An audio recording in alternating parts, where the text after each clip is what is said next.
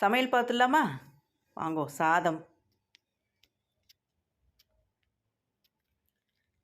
Cauliflower fry,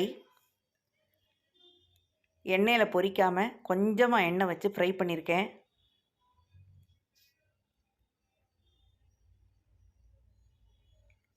beetroot, குடமிளகா,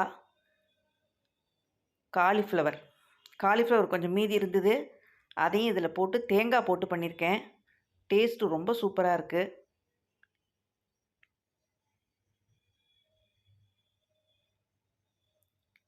மாங்காய் இஞ்சி ஊறுகாய்,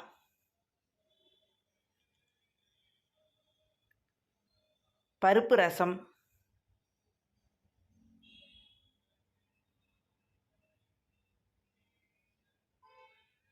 பெங்களூர் கத்திரிக்காய், மிளகு கூட்டு. இதுக்கு வத்த மிளகா, பச்சை மிளகாய் எதுவுமே வைக்கலை. வெறும் மிளகு, ஜீரகம், தேங்காய் மூணுத்தையும் வச்சு அரைச்சி விட்டுருக்கேன். இந்த மிளகோட காரம்தான் இதுக்கு ரொம்ப டேஸ்ட்டாக இருக்குது. நீங்களும் ட்ரை பண்ணுங்கோ. இதான் எங்கள்